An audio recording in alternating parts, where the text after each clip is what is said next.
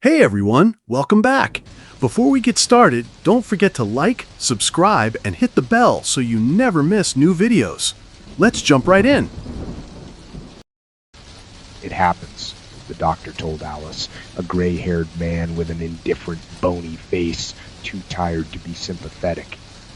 It happens to young women like her and older women. Sometimes the pregnancy simply aborts on its own. The reasons can be different. Accidental fall, infection, hormonal failure, genetic abnormalities of the fetus. The main thing is not to believe in the scare stories about infertility. She is young, strong, with a good uterus. She will still be able to give birth. Alice listened to all this with cold calmness, but the sensible part of her realized that it was not calmness at all, but numbness. Sometimes with an injury, the pain doesn't come immediately, but after a moment. For Alice, that moment would linger, but she knew that when the numbness passed, the pain would knock her off her feet. She was going to have a daughter. Alice learned of the pregnancy only after the miscarriage, in the hospital. But something inside her had known and told her long ago that she would have a girl with pale skin, blue eyes, and golden hair, like hers. Alice knew that her child would not resemble her father at all, only her. Somewhere deep inside lived the image of a little girl who looked like her, like a reflection in a mirror. Her body hadn't changed a bit in those 14 weeks, not even the blood she'd mistaken for menstruation, but the strange longing, the sense of some tiny missing piece that had accompanied her all her life, was finally gone. Her daughter, with golden hair and blue eyes, was near, but slipped away. Maybe she realized she had come at the wrong time. She and her husband planned children later. First they wanted to renovate the apartment, to buy a new car. Now, in a hospital bed, under a thin, prickly blanket, it all seemed so petty, silly, and insignificant. How could some garbage be more important than a new life? Alice touched her stomach through the blanket. The sticky anesthesia was slowly wearing off, and waves of dull, tugging pain were slowly spreading through her body. But it hurt as if it was not her, not Alice, but someone else, and she was only stroking with her hand the womb of someone else, which had become the grave of her child. The first thing Alice saw when she woke up was her husband's dark blue blanket shirt and the laundered, graying robe draped over his shoulders. She looked up, but did not recognize him. His features seemed to float in liquid dough, not forming into a familiar face. Alice tried to say something, but he put his finger to his lips, leaned over her, and hugged her gently. His thick hair smelled of cigarettes and the stubble stabbed her neck, but Alice didn't push him away. She tried to say something again, but the words jumbled in her head and tears rolled down her face on their own. Above her bed, a ray of sunlight was gently beaming on the wall, tile blue like the sky, and the bright light of the sun. Alice thought she was seeing it all, from another distant, dirty gray world. Dmitri did not leave until evening. Alice felt a little better and wanted to leave with him, but the doctors insisted that she should stay for a few days. At that moment, something inside broke again, and her heart snapped from the pain. The room smelled of unwashed bodies, rotten fruit, alcohol, and chlorine. There was only one roommate, a pregnant woman in her 30s, with reddened legs and a puffy face. She was constantly eating fruit from a huge bag by the bed, talking on the phone in an unexpectedly thin and clear voice, and flipping through awful paperback books. The smell of fruit made Alice nauseous. The sounds of slurping screwed into her skull. Alice hardly slept at night. Incoherent nightmares were interspersed with heavy and viscous as molasses, hours without sleep under the whistling breath of her neighbor, the increased stench, and the endless pain in her stomach. She's in the cemetery. Alice raved through the sticky slumber. She is at the cemetery, at the edge of the grave, but she is not a corpse, not a grieving mother, but the coffin. It's too big for a child sleeping in it. When dawn finally broke, and the sun slipped through the thin curtains, Alice found the strength to get up, walk out into the hallway, and sit down on the uncomfortable metal bench. It was damp, cold, and stank unbearably of the hospital, but Alice was relieved to be out of the stuffy, stinky room. Now she could find the strength to walk to the bathroom, wash her face, brush her teeth, and comb her hair. She never cared if her husband saw her asleep, tired, or disheveled, but right now Alice wanted Dmitri to meet her fresh, clean, and strong. Her husband visited her every day, and together they spent several hours in a stuffy corridor that smelled of chlorine. Sometimes Dmitri managed to feed her a candy, an apple, a cucumber, or a couple of spoonfuls of cottage cheese. When their time was over, Alice returned to the stuffy, stinking ward with bars on the windows, and another endless night began. After 3 days, the same indifferent doctor with a dry, bony face said that she could go home, she could lie down and come to her senses at home, and her health was not threatened. Then why did she feel so bad? Alice wanted to ask this question to every person she met, but she kept silent as if she was mute. On the day of discharge, Alice tidied herself up as best she could, even pinched her pale cheeks a little to make her blush, but in the dressing room mirror, she still looked like a zombie with dark circles around her eyes and greasy hair. Dmitri, who was helping her to pull on her coat, noticed her long, unpleasant look in the mirror, gently turned her around, and buttoned her coat himself. Alice's weak, cold fingers did not obey at all. When they went out on the porch of the hospital, Alice involuntarily groaned and squeezed her eyes shut. The cold spring air burned her exhausted body. Shining of the sun seemed unexpectedly bright and hurt her eyes. Dmitri pressed her against him and led her down the steps. Alice obediently moved her feet, and the rest of her strength left her with every step. Her husband hardly spoke at all. He did not ask about anything, did not tell her anything, and Alice was immensely grateful to him. Only sometimes he wondered if it was cold or if she needed to turn on the heater. Dmitri had always been an excellent husband. Alice never doubted that she had made the right choice. Though he was neither the richest, nor the most handsome, nor the most gallant of her suitors, something inside pushed her to him. Yes, Dmitri was a great husband, only now, on the back seat of the car, Alice felt worse about it. She realized that all this was stupid and pointless. Nothing depended on her, but she couldn't stop blaming herself. Dmitri could have been a great father, and she could not bear his daughter. Tears came to her eyes again. Alice suppressed them with an effort and swallowed the familiar lump in her throat. Alice hated elevators, but taking the stairs to the 5th floor seemed impossible now. The elevator roared upward. Everything inside her body plummeted downward. Cold darkness dawned in her eyes, but Alice pulled herself together. If she passed out now, Dmitri would have to take her back to the hospital, and that was the last thing she wanted. The home floor smelled thickly of cooking. Alice felt dizzy.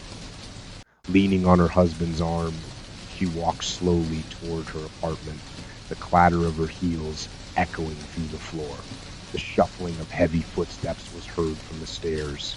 Alice turned to the sound. Her neighbor was coming down the stairs, shuffling from one monumental leg to the other. Her flesh rippled like jelly under her huge blue blouse and black sweatpants. Suddenly, the neighbor caught Alice's gaze and froze. Her fat, round foot in a slipper froze in the air above the step. Her bright eyes, protruding from the white, flour-like rolls of fat, stared at Alice with a piercing gaze. No, Alice noticed suddenly, and a cold sweat broke out. Not eyes, an eye. One, the left one. In place of the right one, beneath greasy dark bangs, there was a gaping hollow, overgrown with thin skin. It was as if no eye had ever been there. Alice did not know her neighbor's name, but her memory for faces was excellent, and she remembered exactly that until a week ago this woman had 2 eyes. All this happened in a second. Dmitri did not stop. He did not even seem to notice anything. Alice walked past the door to the stairs. The only eye of the woman followed her, but not a single muscle trembled beneath the immense mass of her flesh. The foot that had skidded over the step remained in an unfinished step. Only a single eye followed Alice intently. When the apartment door closed, Alice exhaled a sigh of relief, as if she had walked over the edge of a cliff. She must have been hallucinating after the anesthesia. She had to eat before the weakness took her away, even though the mere thought of food made her stomach cramp. Her husband took off her shoes and sat her on the sofa in the living room. Dmitri. She felt disgusted by her own voice. It seemed too weak, too pathetic, as if she were pretending, begging for pity and attention. I need to eat. What do we have? We have beef, cottage cheese. Dmitri started to list everything that was in their fridge, but stopped talking when he saw her face. Don't you want some? You need protein now. Alice could hear in his tone how carefully he chose his words. He's talking to her like she's crazy, she thought with annoyance, but she didn't let it show. It's too rich. I don't want it. Do we have any fruits? No. But I can go to buy some, he said enthusiastically. Or order a delivery? Alice hesitated. There was no rational reason to spend extra money now. She might need medications later. She felt a little better than she had in the hospital, and she could be alone. For a time.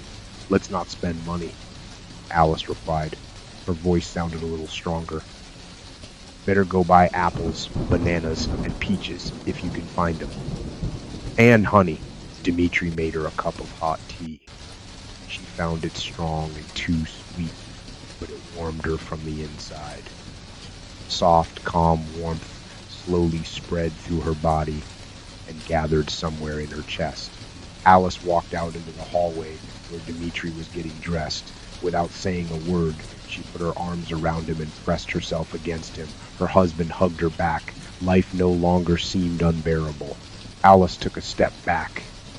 She gazed into her husband's face as if seeing him for the first time, and every feature of his face seemed bright, as if lit from within. I'll go. He kissed her lips. I love you. Soon after Dmitri left, someone knocked on the door. Alice didn't want to see or talk to anyone. She wrapped herself more tightly in the blanket and made herself more comfortable in the armchair. However, the visitor was persistent. The quiet knocking did not stop. Like a thief, Alice tiptoed to the door and peered through the peephole. On the dimly lit stairwell stood Natalia Sergeyevna, the sweet old lady from the apartment across the hall. Alice felt embarrassed for her cowardice. Several years ago, it was Natalia Sergeyevna who had called Alice when her mother died and had helped organize the funeral. She had also called Dmitri a few days ago when Alice, writhing in pain, left in an ambulance. Alice wanted to go quietly back to her room, but Natalia Sergeyevna must have seen them drive up to the house and Dmitri take her out of the car. Her windows faced the parking lot, and she stayed home most of the time. Confused, Alice decided to pretend as if she had just woken up. Pulling a good-natured smile on her face, she made a sleepy face and opened the door. Though her old-fashioned clothes always looked clean and neat, Natalia Sergeyevna always smelled of old makeup, and that odor would be where she went, much before she did, and would linger long after she left. Her watery green eyes were thickly lined with dark blue eyeliner, and her lips were painted with carrot orange lipstick. Her hair, whitened not by age but by peroxide, was styled into something that looked like cotton candy. Alice felt sick again. She was glad she had not had time to eat. Hello, Natalia Sergeyevna. Alice pretended to yawn. I came back from the hospital and went straight to bed. Hello, Alice. Her voice was high-pitched and rattled like glass. What happened to you? Nothing serious, I hope. I remember when they took you away. Just kidney stones. Alice lied without blinking an eye. As if in reproach, her lower abdomen twisted with a cramp. I used to drink a lot of tap water. Alice expected that such an answer would satisfy the good-natured old lady, and she would leave with lamentations and wishes for health, but it turned out differently. The old woman's face became thoughtful, and her soft gaze clouded over. Alice was sure that Natalia Sergeyevna no longer noticed her. Alice, began the old woman, in a low, weak, and somehow pitiful voice like a child's. Alice, I've lost something. And, old fool, I can't remember what it was. Can you imagine? Don't laugh, please. You're still young. And when you become like me, then Alice listened to the sweet, good-natured old woman who had no signs of dementia even the day before yesterday and could not understand what she was saying.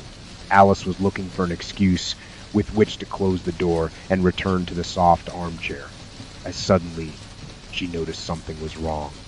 She could not quite tell what it was, but some imperceptible detail had changed, and the change was seen only out of the corner of her eye, escaping her gaze. Alice blinked, wiped her eyes, and, a hand, Alice felt cold. Her palms were sweating. Natalia Sergeyevna had thrown a beige, coarse-knit sweater over a thin, colorful dress. The right sleeve of the sweater dangled like a whip. An empty sleeve. A couple of days ago, when Natalia Sergeyevna had run out into the yard to see Alice crying in pain, she had both of her arms. No, it couldn't be. Alice stepped aside a little, changing the angle of view, but nothing changed. Natalia Sergeyevna's right arm ended in a stump just below her armpit. And that woman on the staircase, Alice remembered. She was missing an eye. Impossible. A hallucination? Could this be the very complications the doctor had warned her about? I've lost it, the old woman wailed in a whimpering tone. I don't remember what, Alice. Maybe you have it somewhere?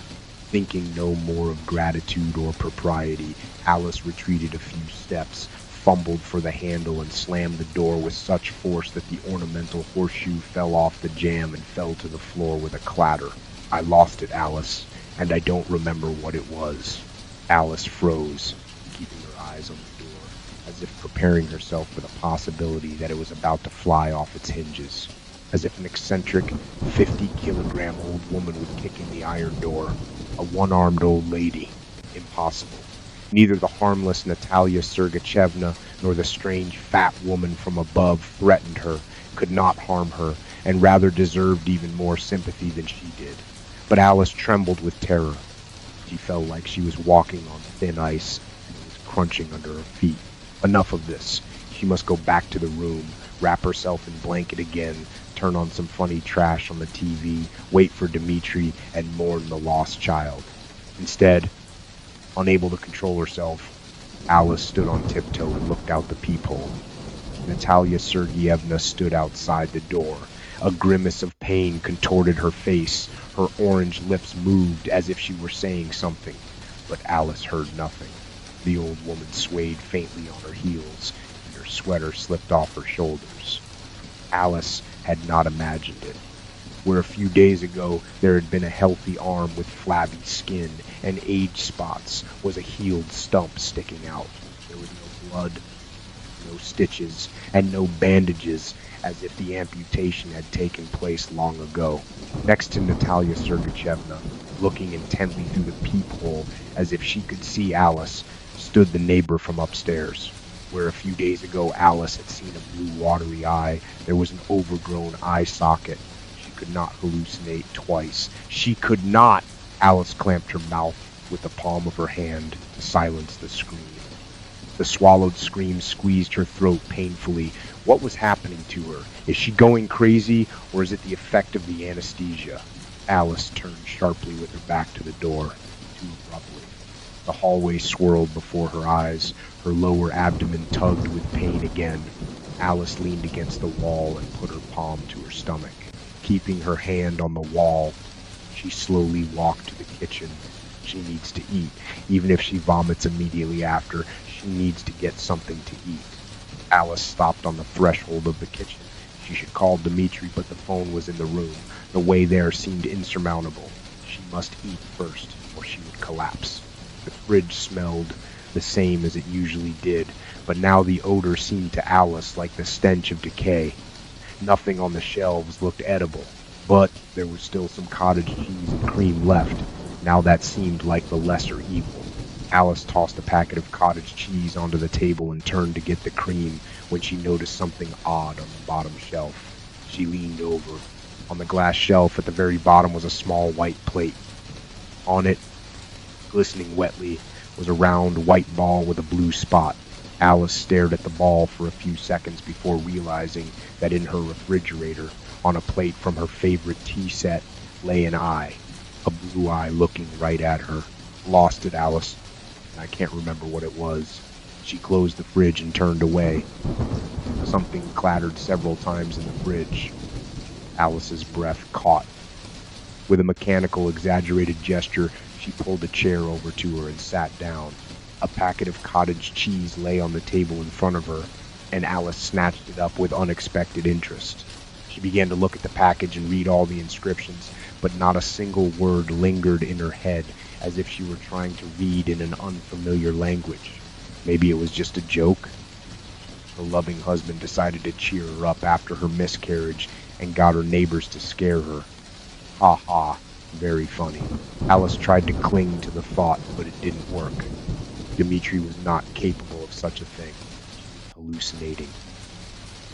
She had lost a child, was under anesthesia, had been starving for days, had been injected with all sorts of crap who would not start having visions after that. She should call Dmitri, get into bed, call her husband, and go to sleep. He has keys with him. He will open the door. He will come to the door, whispered a nasty little voice inside her head, and there they are. What will happen then? Alice was again struck with an icy wave of horror. Without controlling herself, she jumped up sharply from her chair. The blackness spread before her eyes again, but Alice leaned on the tabletop and kept consciousness.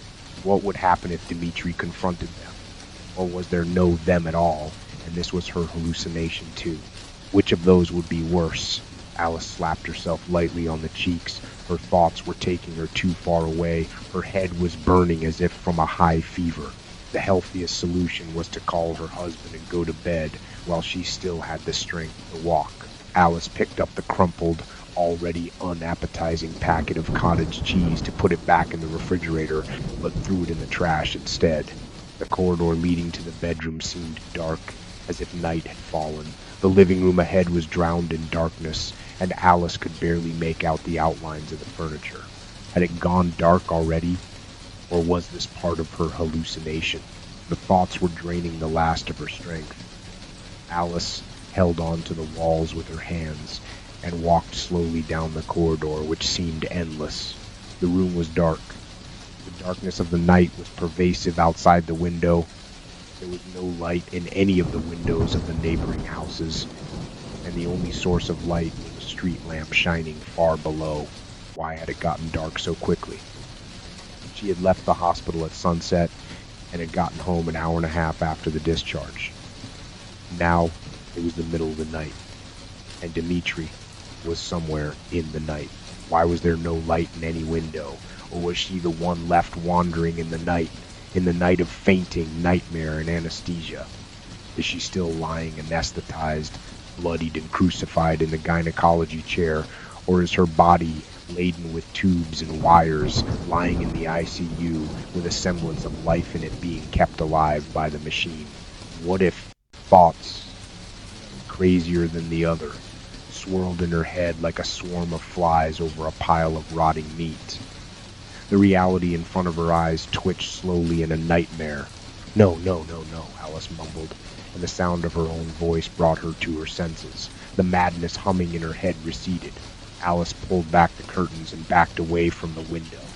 She must have dozed off in the chair, but she had not noticed how dark it had gotten.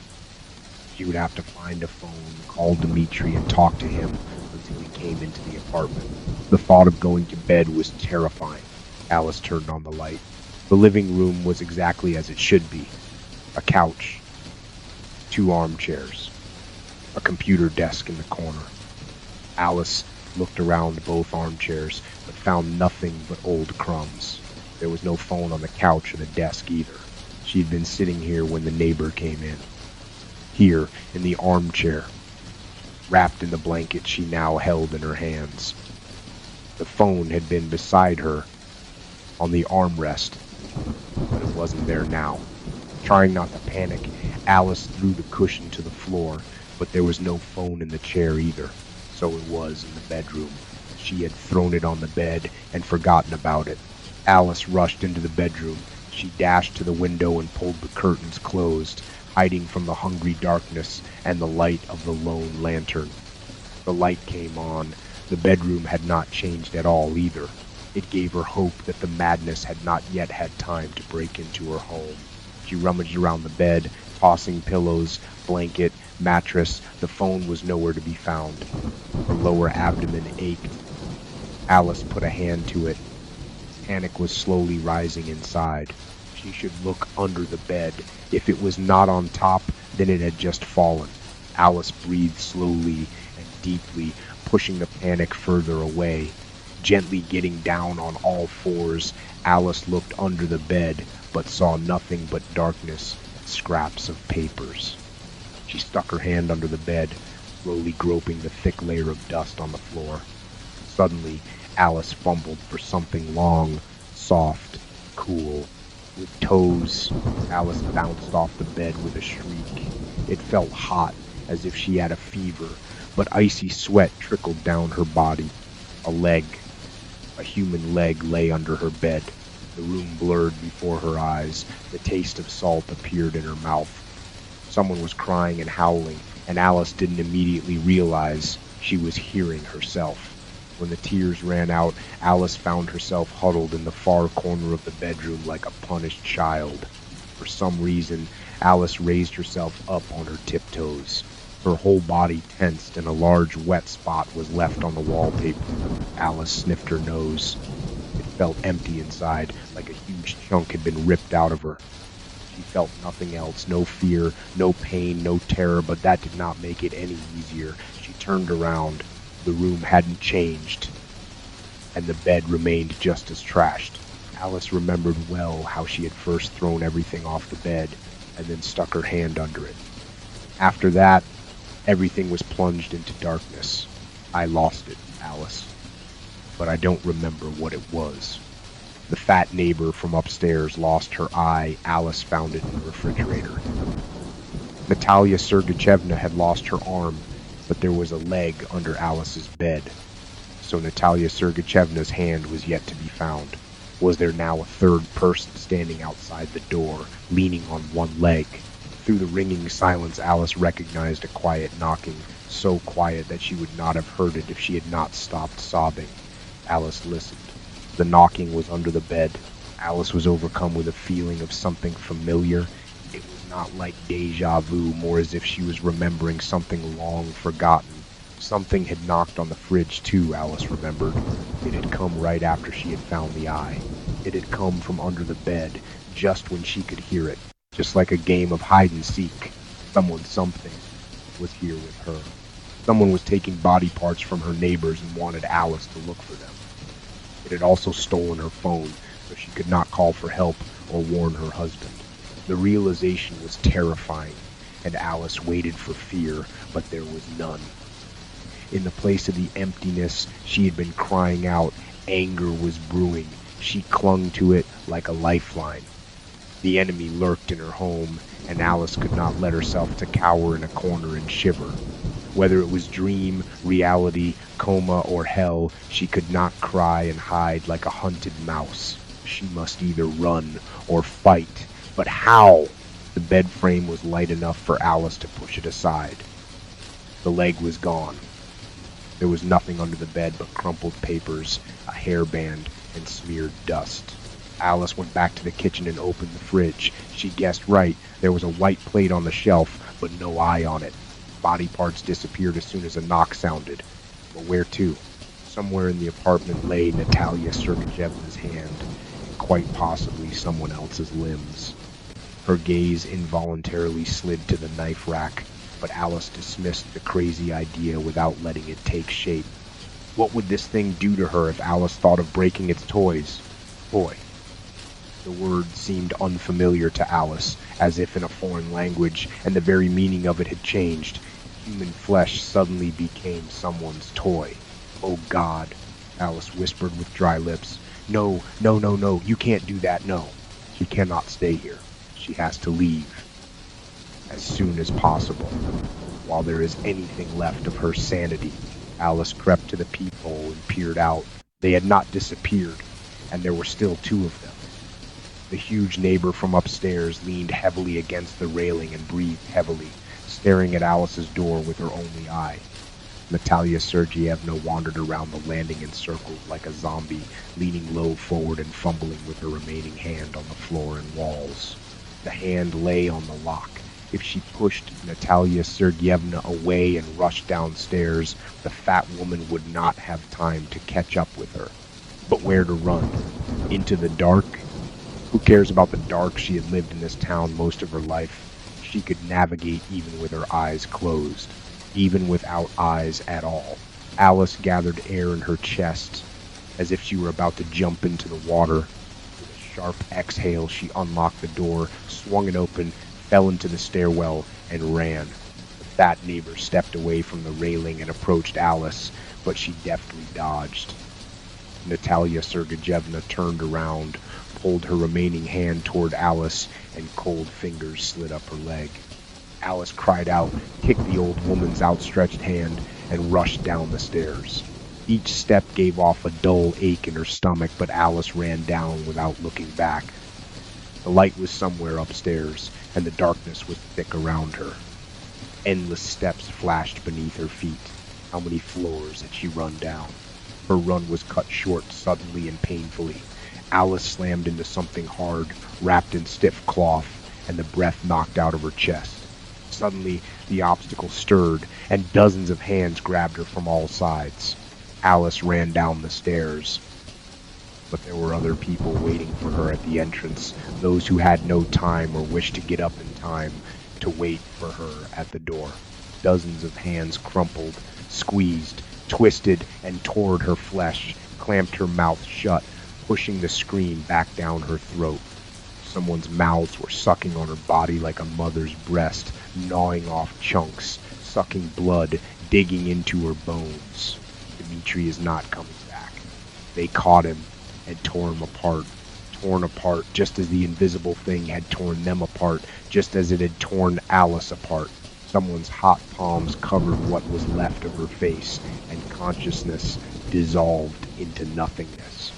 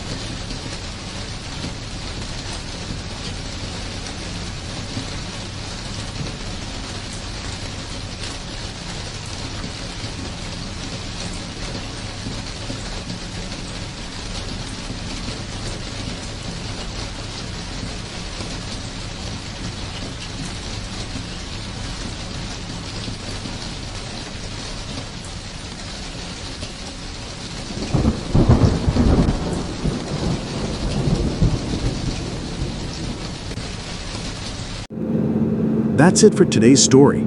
Don't forget to subscribe, drop a like, and share your thoughts in the comments. What would you do in this situation? See you in the next one.